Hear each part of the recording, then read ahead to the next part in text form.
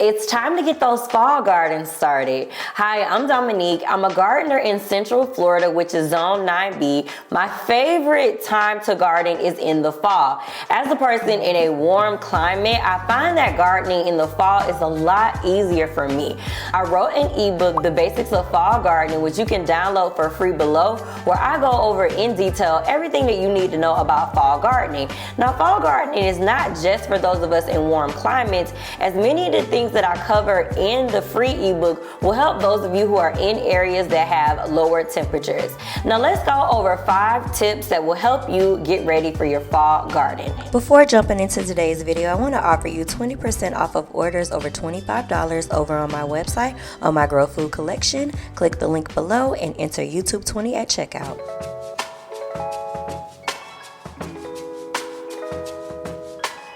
Tip number 1 is to know your first frost date. I like to plan out the entire garden around this frost date. Now in the free ebook, which you can get down below, I go over exactly how to figure out when your first frost date is using the tool on the Old Farmer's Almanac website. This first frost date is a great measurement to know when the temperatures in your area will reach 29 to 32 degrees, which is a light freeze. This is important so that you can schedule out your timeline for your garden. I suggest starting to plan for your fall garden at least 14 weeks before your first frost date. The reason I use this time frame is 14 weeks will give you enough time to plan out exactly what you want to grow. And if you're going to be starting it from seed, it'll give you enough time to order from some of your favorite seed shops online and get the seeds in, or to figure out where you're going to acquire your seedlings to transplant out into your garden. Now, if you're going to be starting seeds indoors, I do recommend that most of your seeds be started at least 12 weeks before your first frost date. Now, in the free ebook, I go over the exact time frames you want to use based on the seeds and crops that you're going to want to grow in your garden.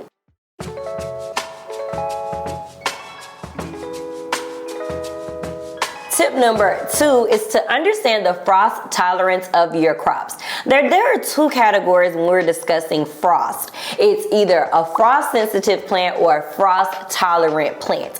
For the fall, you're going to want to focus on your frost tolerant plant. Now, these plants have different characteristics that allow them to survive during a freeze, such as thicker leaves or a protective coating or a higher sugar level, which makes them tolerate frost a lot better. Now, when you're planning for your fall garden, you're going to want to make sure all of the things you're planting can tolerate these temperatures. Examples of crops that can survive freezes include things like collard greens, kale, cabbage, Brussels sprouts, carrots, beets, and the list goes on and on. In my free ebook that you can find down below, I list out all types of different crops that are frost tolerant that will be great to grow in your fall garden. Now, some frost sensitive plants that you may want to avoid growing in the fall include things like tomatoes and peppers. Both of these plants do not thrive well in the fall. Now, here in Florida, because the temperatures are so mild, I am usually able to grow things like tomatoes during the fall, but for most of the country, you're going to want to focus on those frost tolerant plants that I mentioned before.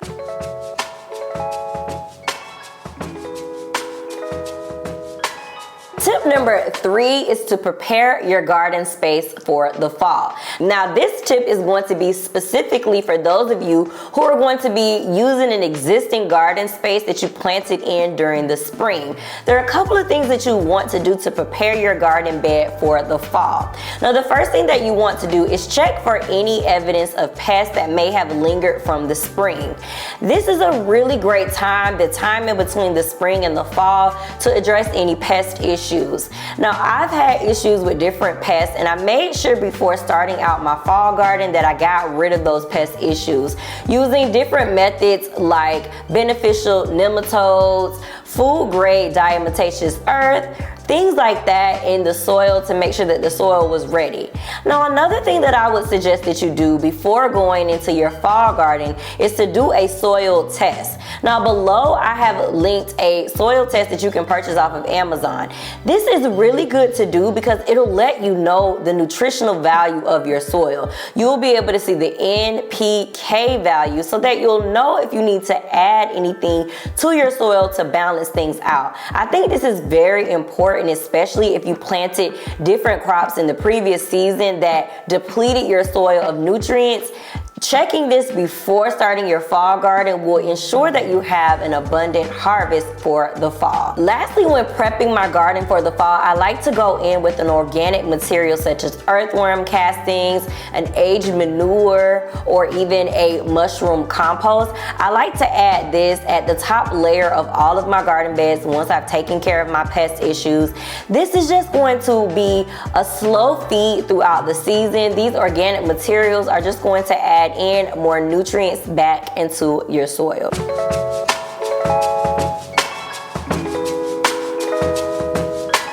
Now tip number 4 is secession planting. I always suggest secession planting in the spring and in the fall so that you can reap multiple harvests during the season. Now with the fall, it is a little bit trickier because we're dealing with frost. So you're gonna wanna focus on things that grow very quickly, such as radish and lettuce. You can get multiple harvests out of these if you secession plant them. Now what does secession planting mean? It means that for something like radish, you may plant it out, and then 2 weeks after planting those seeds, you'll add more seeds. That way, when it's time to harvest your first set of radishes, you already have another set growing. Same thing with lettuce. If you plant out some lettuce seeds and then maybe 2 to 3 weeks later plant out a few more, it means you'll be able to get multiple harvests of your lettuce during the fall. I always suggest secession planting during any of the seasons.